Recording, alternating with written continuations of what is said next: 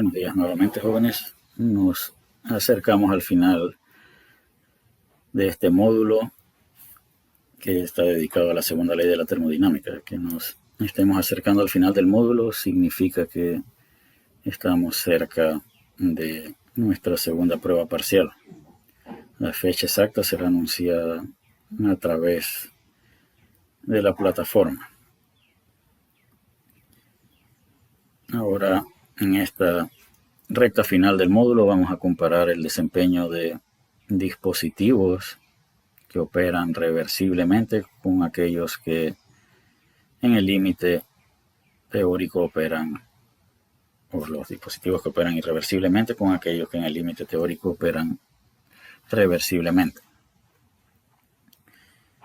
De lo que hemos mencionado, de lo que hemos aprendido de la segunda ley, entendemos que cuando los procesos son reversibles, la degradación en la calidad de la energía tiende a cero, es decir, mantenemos la energía en el mismo nivel de calidad. En el caso de los ciclos de máquina térmica, indicábamos que aquellos ciclos reversibles tenían mejor desempeño que los irreversibles. Y esto es cierto en el desempeño en general de los dispositivos. A medida que podemos reducir las irreversibilidades, debemos obtener un mejor desempeño de esos dispositivos. Así que de acuerdo a lo que se indica en el recuadro, los dispositivos reversibles tienen un desempeño superior a aquellos dispositivos similares, pero que operan irreversiblemente. De la definición de proceso isentrópico, nos recordamos que un proceso que es adiabático e internamente reversible es isentrópico. En el caso de los sistemas abiertos, habría que agregar que el proceso debe ser estacionario. La comparación entre el desempeño de dispositivos adiabáticos e internamente reversibles con el desempeño de dispositivos similares, pero que operan irreversiblemente, es una medida de la degradación en la calidad de la energía que sufre en ese proceso y una medida de la disminución en el desempeño que sufre ese dispositivo por efecto de las irreversibilidades. Así que lo que vamos a hacer a continuación es definir lo que se conoce como eficiencia isentrópica, que también se define en algunos textos como eficiencia adiabática. Y por qué, a pesar de que la definición o la denominación de eficiencia isentrópica es mucho más común, es importante mencionar esta definición de eficiencia adiabática, pues lo que vamos a definir a continuación no tendría ningún sentido si los dispositivos no fuesen adiabáticos. Así que es un requisito para la comparación que vamos a hacer, que el dispositivo sea adiabático.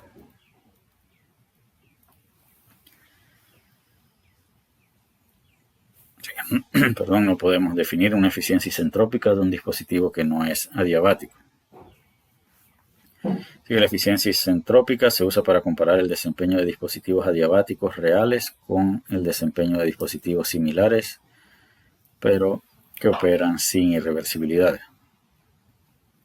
Se compara algún parámetro asociado con el desempeño del dispositivo.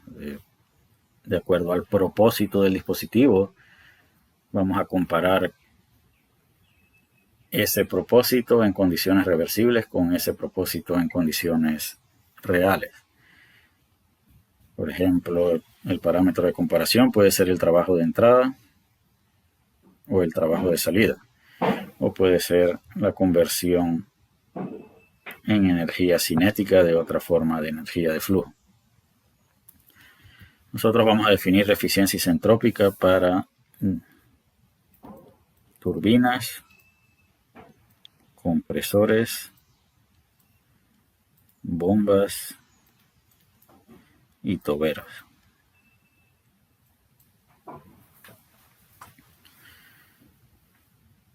¿Qué deben tener en común estos cuatro dispositivos al definir su eficiencia isentrópica? Insisto, deben operar adiabáticamente. Así que vamos a proceder a definir la eficiencia isentrópica de una turbina. En el análisis de las turbinas es común despreciar la transferencia de calor. Esto lo hacíamos en el módulo anterior. En el análisis de las turbinas es también común despreciar los cambios en energía cinética y energía potencial, y eso nos permitía definir la potencia de la turbina de salida como el flujo de masa multiplicado por la diferencia entre la entalpía de entrada y la entalpía de salida. Las turbinas adiabáticas que operan irreversiblemente deben tener o ser capaces de generar menos potencia que una turbina que opere reversiblemente, siempre y cuando manejen el mismo flujo de masa.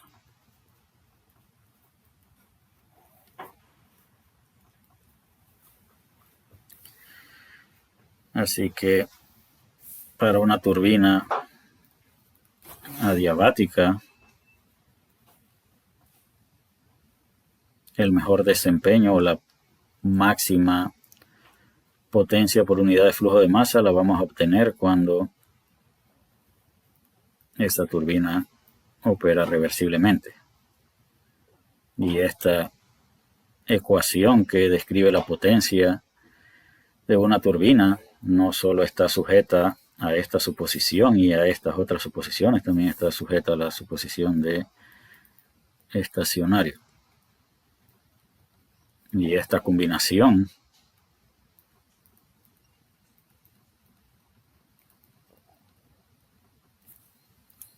conduce a la suposición de isentrópico. Esto significa que una turbina que opera isentrópicamente debe producir más potencia por unidad de flujo de masa que aquella otra que opera irreversiblemente. O sea, aquí está nuevamente la ecuación de potencia de salida de la turbina. Ahora para definir la eficiencia isentrópica debemos comparar el caso real con un caso ideal. Que vamos a considerar para hacer esa comparación, vamos a comparar la eficiencia de la turbina, va a ser comparando el caso ideal con el caso real. Cuando usamos esta letra griega para definir eficiencia en el caso de las máquinas térmicas, indicábamos que esa letra griega era utilizada cuando íbamos a evaluar un parámetro de desempeño que estuviera definido entre 0 y 1. Así que la eficiencia de la turbina, si lo vamos a definir con esta letra griega, debemos suponer que esté entre 0 y 1. En el numerador y en el denominador vamos a ubicar el caso real y el caso ideal. Sin embargo, de acuerdo a lo que se indica en este recuadro, la turbina ideal debe generar más potencia que la turbina que opera con irreversibilidad. Entonces, acá decimos que la potencia de la turbina ideal es mayor que la potencia de la turbina real. Así que si queremos un parámetro que esté definido entre 0 y 1, el valor más grande debe estar en el denominador. Por lo tanto, nuestra definición de eficiencia isentrópica de la turbina sería potencia de la turbina real dividido entre la potencia de la turbina ideal.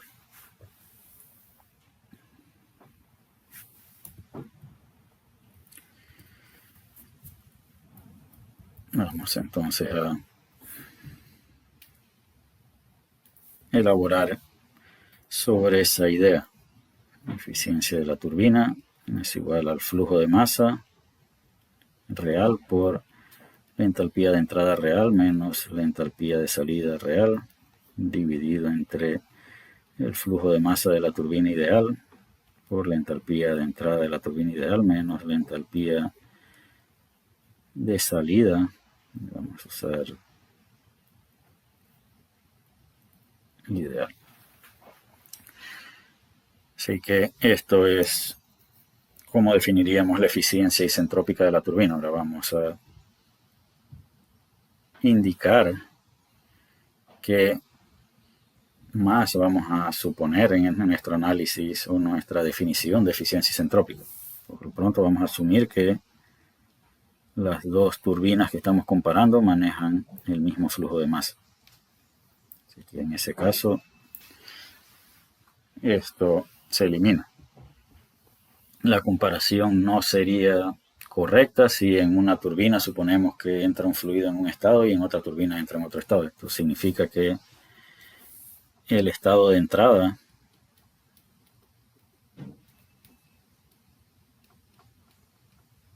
real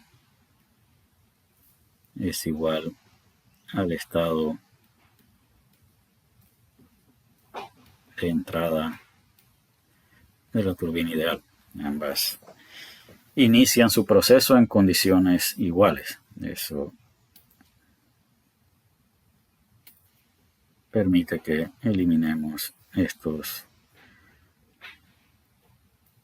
subíndices.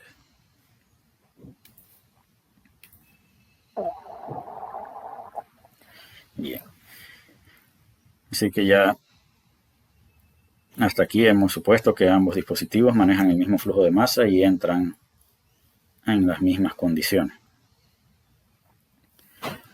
Cuando analizábamos las turbinas en el módulo anterior, decíamos que en ese dispositivo la presión tenía que disminuir. Y esa diferencia de presiones es una medida del potencial que tiene esa turbina para generar potencia. Así que para que ambas turbinas observen el mismo potencial para generar potencia, vamos a suponer que la presión de salida real es igual a la presión de salida de la turbina ideal. Así que estas características las van a compartir ambas turbinas. Van a manejar el mismo flujo de masa, van a entrar en las mismas condiciones y van a salir a la misma presión.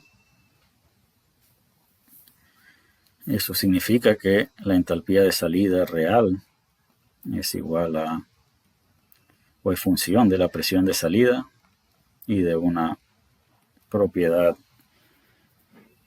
de salida intensiva que nos permita definir el estado. La entalpía de salida del estado ideal es función de la presión de salida,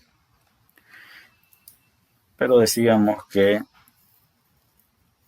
nuestra referencia, que era una turbina ideal, iba a operar adiabáticamente, reversiblemente y estacionariamente, y que eso lo hacía operar también isentrópicamente. Por lo tanto, la entalpía de salida isentrópica es función de la presión de salida y de la entropía de entrada.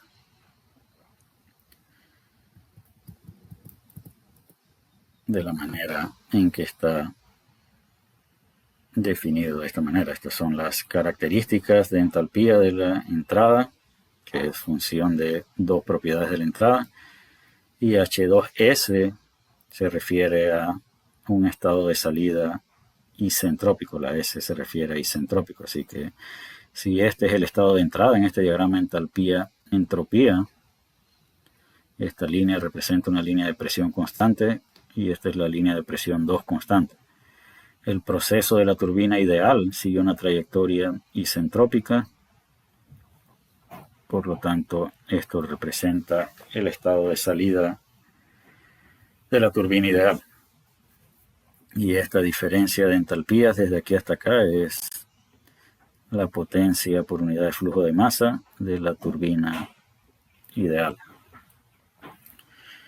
Ahora, un balance de entropía para la turbina real. Vamos a establecer un balance de entropía, la derivada de la entropía con respecto al tiempo.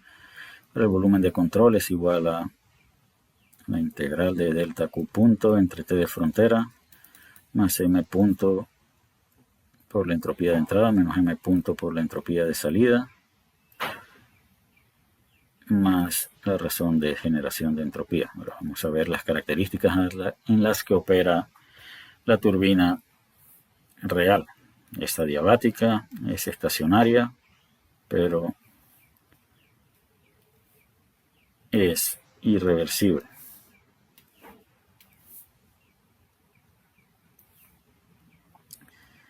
Ese punto generado es igual a m punto por la entropía de salida menos la entropía de entrada.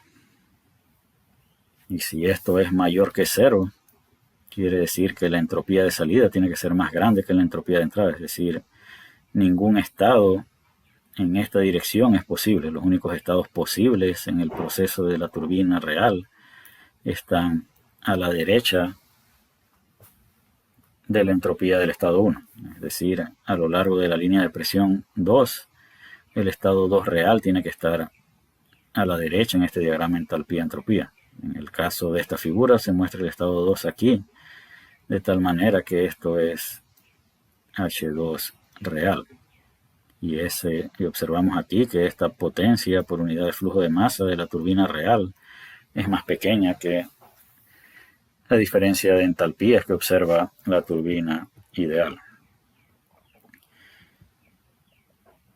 O sea, si las turbinas reales son irreversibles, ¿de qué nos sirve estudiar las turbinas reversibles? Normalmente nos sirven como referencia para definir la eficiencia isentrópica de una turbina. Así que el numerador es delta H real y el denominador es delta H ideal, donde nuevamente H2 isentrópico es función de la presión de 2 y de la entropía de 1. Si conocemos el estado de salida y el estado de entrada, podemos calcular la eficiencia de la turbina. En muchos casos lo que vamos a conocer es el estado 1, la presión de 2 y la eficiencia de la turbina. En ese caso, el estado 1 permite determinar H1 y S1. La presión de 2 permite determinar H2 isentrópico.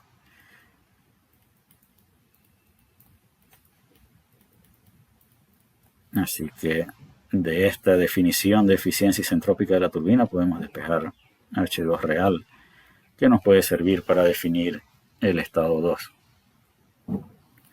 Así que repito, dependiendo de qué datos tengamos, será posible calcular la eficiencia de la turbina o despejar la entalpía de salida de la turbina o algún otro dato relacionado con la definición de la eficiencia isentrópica de la turbina. Los compresores y bombas que operan o tienen funcionamientos similares o propósitos similares, que son transferir potencia al sistema y convertir esa potencia en energía de flujo. En ambos casos, para un compresor adiabático con cambios despreciables de energía cinética y energía potencial en condiciones estacionarias, decíamos que esto era cierto para el compresor y para una bomba la ecuación era idéntica. La diferencia entre compresores y bombas es el tipo de fluidos con el que trabajan. Los compresores operan con vapor y gas, mientras que las bombas operan con líquidos. Así que, nuevamente, para evaluar la eficiencia isentrópica del compresor y de la bomba, vamos a comparar una potencia ideal con una potencia real. Y al igual que en el caso de las turbinas, esta eficiencia tiene que estar entre 0 y 1. Así que nuevamente la eficiencia de las bombas y el compresor va a comparar un caso ideal con un caso real. Pero estos dispositivos consumen potencia. Se requiere transferir potencia para que el flujo aumente su energía. En el caso de las turbinas, decíamos que las turbinas generaban menos potencia por efecto de las irreversibilidades. En el caso de las bombas y los compresores, debemos esperar que estos dispositivos requieran mayor potencia por efecto de las irreversibilidades. En este caso, entonces, debemos decir que la potencia de entrada del dispositivo real es mayor que la potencia de entrada del dispositivo ideal. Y en eso para satisfacer este criterio de que la eficiencia debe estar entre 0 y 1,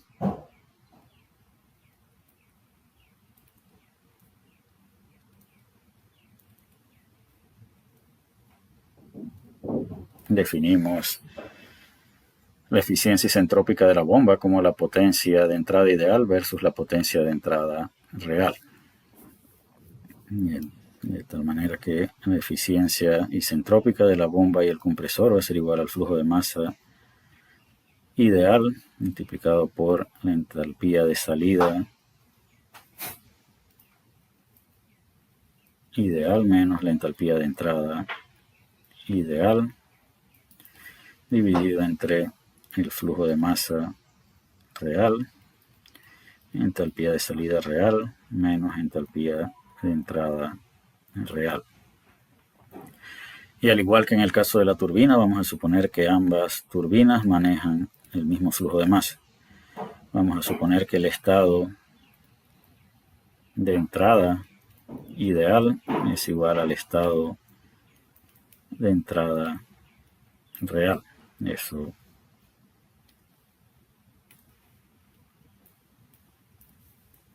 igual a las entalpías de entrada. Y vamos a suponer que la presión de salida ideal es igual a la presión de salida real. Es decir, el estado de salida isentrópico y el estado de salida real deben estar a lo largo de una misma línea de presión constante. Así que acá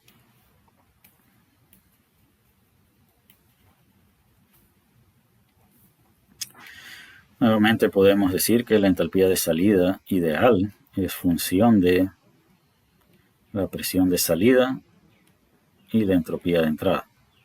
Y a esto le llamamos H2S. De tal manera que la eficiencia de la bomba o el compresor es igual a H2 isentrópico menos H1 dividido entre H2 real menos H1. Y por balance de entropía determinamos que S2 real o S2 tiene que ser mayor que S1. De tal manera que los estados posibles de salida de esa bomba o ese compresor tienen que estar a la derecha del estado 1. Y acá podemos observar entonces que para incrementar la presión desde 1 hasta 2, el compresor o bomba real debe observar una diferencia de entalpías mayor que la bomba que operó reversiblemente entre esas dos presiones.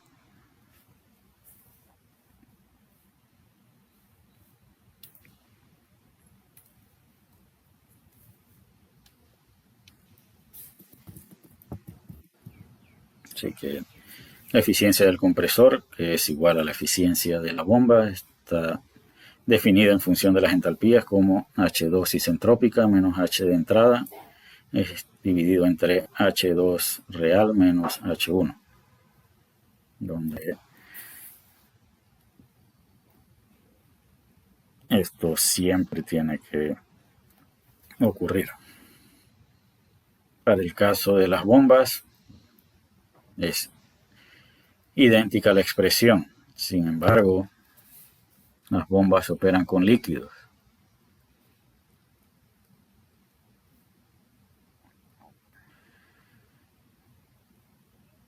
Lo que sugiere que los estados asociados con el funcionamiento de ese dispositivo deben estar en la región de líquido comprimido o ser líquido saturado. ¿Y cómo evaluábamos la entalpía de líquido comprimido cuando no teníamos una tabla de líquido comprimido? Usábamos aproximaciones por temperatura. Decíamos que U era igual a, o aproximadamente igual a UF de T más P por el volumen específico a la temperatura dada. ¿Y cómo evaluábamos la entropía?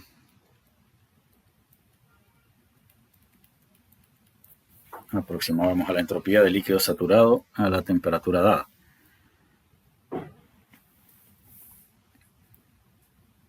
Sin embargo, decíamos que H2 isentrópico era función de la presión de 2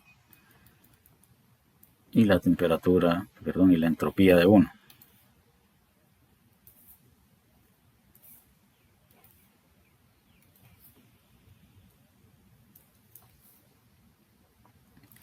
Y S de 1 es función de T1, bajo la suposición de incompresible o bajo la aproximación de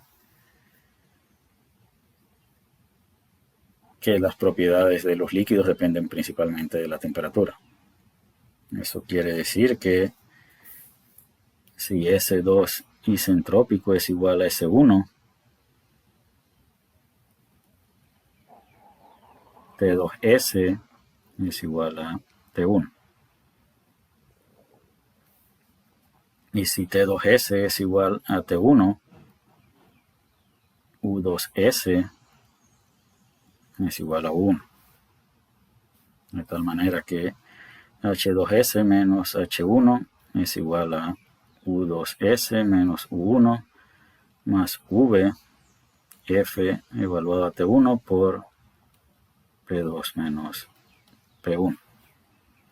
Acá estos dos se cancelan y H2 isentrópico menos H1 es aproximadamente igual a V1 por P2 menos P1.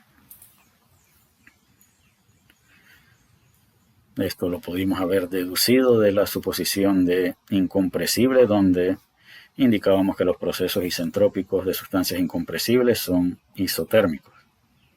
Y la energía interna de las sustancias incompresibles solo depende de la temperatura, y eso también nos hubiera llevado a eliminar este término.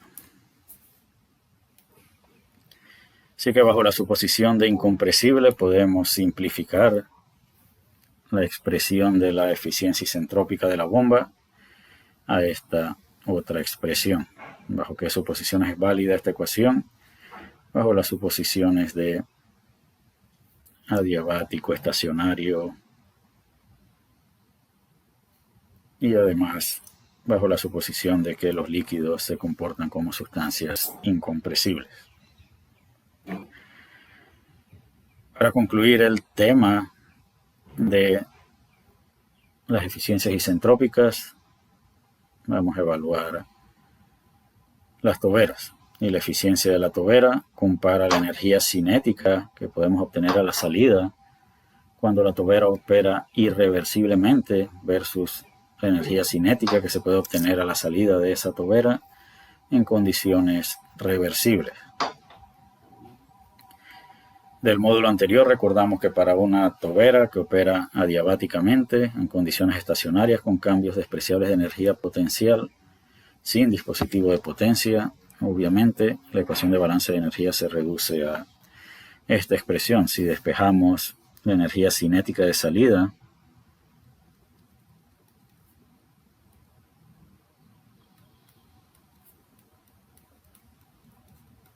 obtendríamos esta expresión.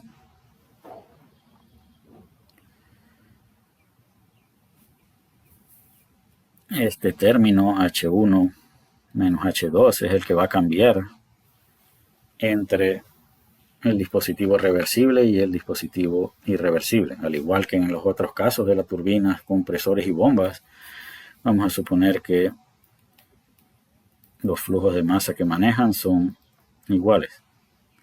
Vamos a suponer que el estado de entrada ideal es igual al estado de entrada real. Y estos dispositivos también observaban una reducción en su presión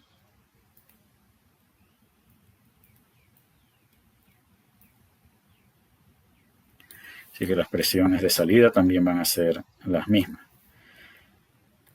Así que la energía cinética de salida de la tobera ideal es igual a H1 menos H2 isentrópico más la energía cinética de entrada, donde H2 isentrópico es función de la presión de 2 y la entropía de 1. Y la energía cinética de la tobera real va a estar dada por H1 menos H2 real más la energía cinética de entrada. Y acá debemos esperar que H2 real sea más grande que H2 isentrópica, puesto que S2 tiene que ser más grande que S1 por balance de entropía. Así que esta es la expresión que define la eficiencia de una tobera. ¿Y qué beneficio se obtiene de la reducción de la presión en una tobera? Se obtiene un incremento en la energía cinética, que vista desde el punto de vista de la cantidad de movimiento puede ofrecer una fuerza de empuje. Si despreciamos los efectos de la energía cinética de entrada, la eficiencia de la tobera se reduce a esta expresión. Así que para esta expresión es necesario agregar esta suposición.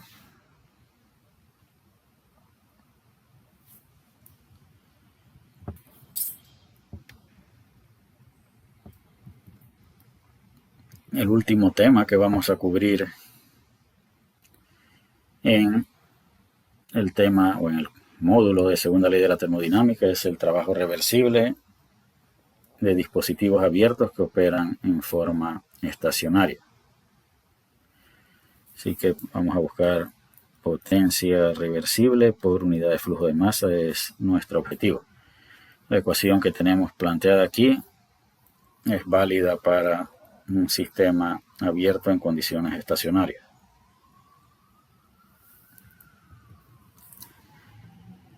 En el caso de que tengamos una sola entrada y una sola salida, eliminamos las sumatorias, los flujos de masa son iguales. Si dividimos todo esto entre el flujo de masa, este Q minúscula representa Q punto entre M punto y este W minúscula representa W punto entre M punto, que es nuestra incógnita. Si queremos expresar esta ecuación en forma diferencial,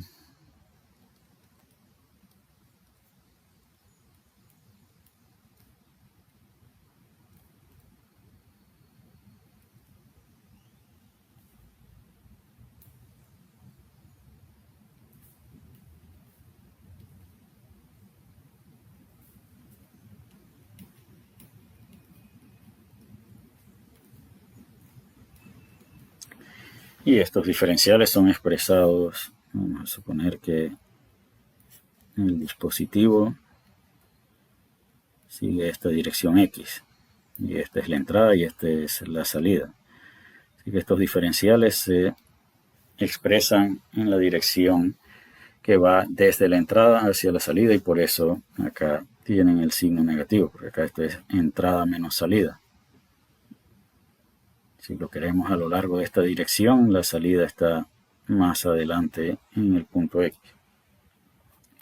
Y si despejamos delta W de salida, esto es igual a delta Q de entrada, menos DH menos el diferencial de energía potencial, menos el diferencial de energía cinética a lo largo de la trayectoria del flujo.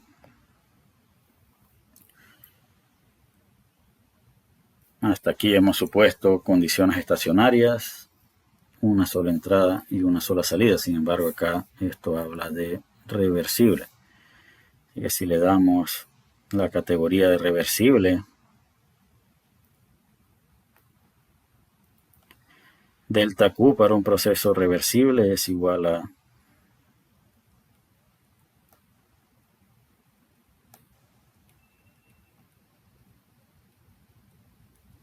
T por ds. Así que, de acuerdo a la definición de entropía,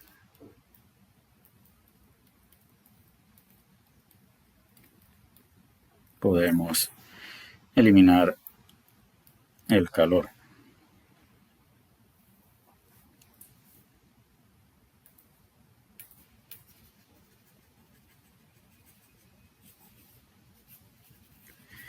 De aquí continuamos desarrollando delta W de salida reversible.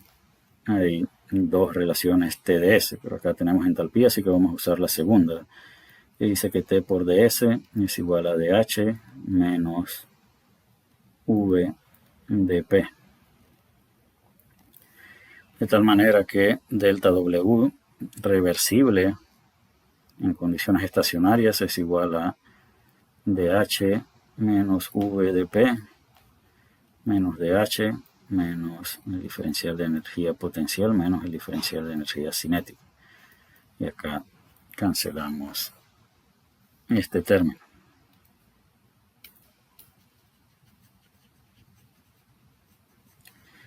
De tal manera que al final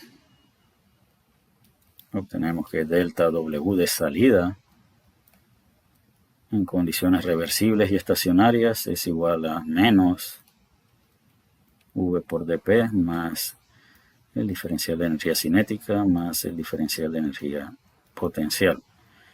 Si queremos eliminar este signo negativo, podemos definir un delta W de entrada reversible y estacionario como VdP más el diferencial de energía cinética más el diferencial de energía potencial. ¿Esto qué significa? Que el delta W reversible afecta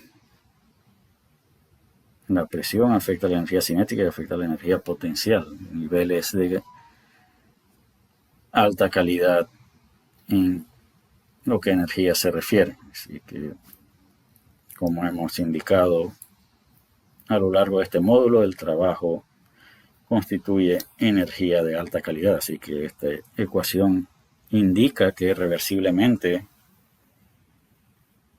la energía que transferimos en forma de trabajo tiene el potencial de convertirse en energía de alta calidad. Ahora veamos qué ocurre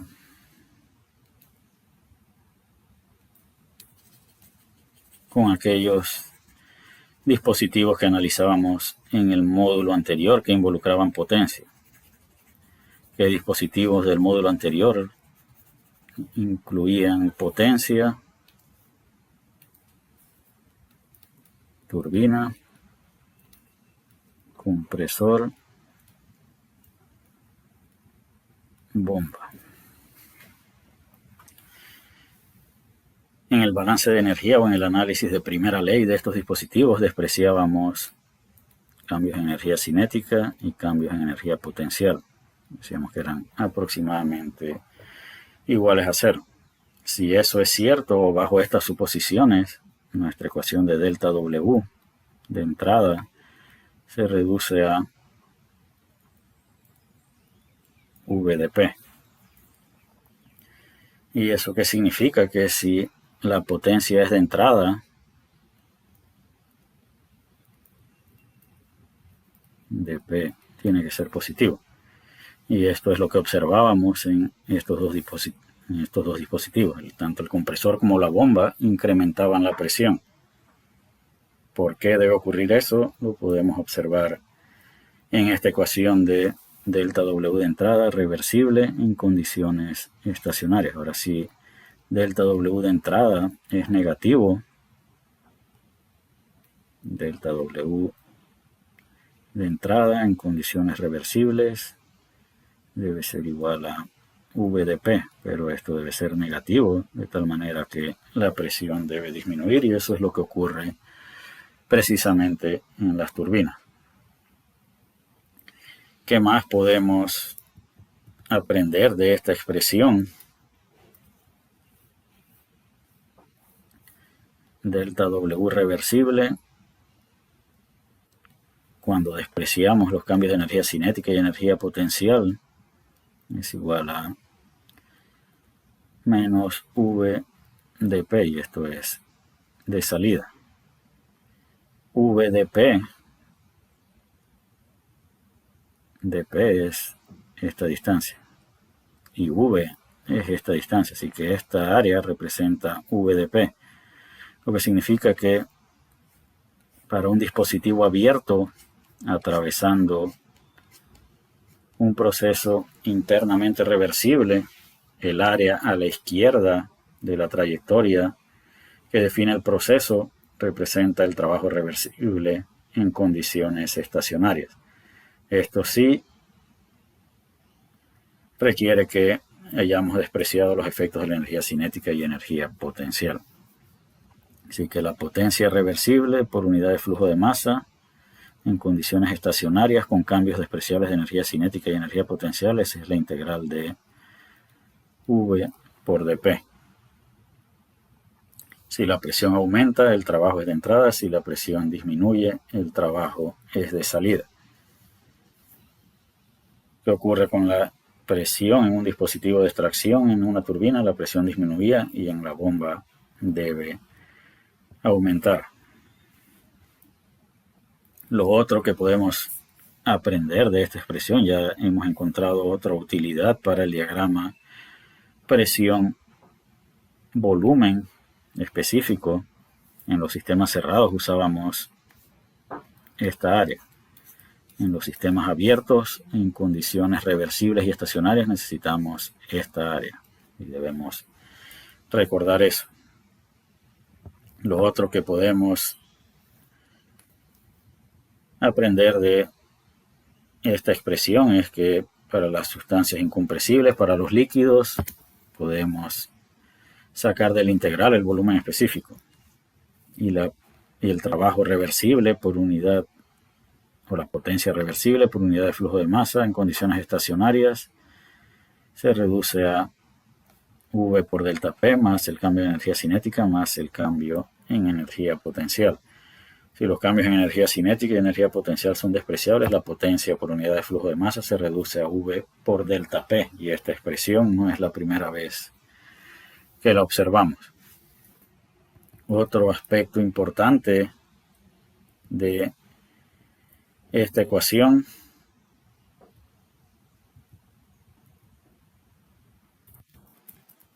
es el hecho de que si esta es la potencia de entrada para incrementar la presión de 1 a 2, la potencia por unidad de flujo de masa es proporcional al volumen específico. Entre más pequeño sea el volumen específico, menos energía se va a requerir. ¿Esto qué significa? Esto significa que es más fácil incrementar la presión en los líquidos que en los gases. Es decir, una bomba que opera entre dos presiones o que quiere incrementar entre una presión 1 y una presión 2 debe requerir menos energía que un incremento entre las mismas dos presiones para el caso de un gas. Vamos a concluir esta clase aquí y continuaremos en una siguiente grabación en la que vamos a obtener expresiones para el trabajo politrópico en condiciones reversibles y estacionarias en dispositivos abiertos. Ya hemos encontrado expresiones para el trabajo politrópico en sistemas cerrados, ahora lo vamos a hacer para sistemas abiertos. Así que hasta la próxima.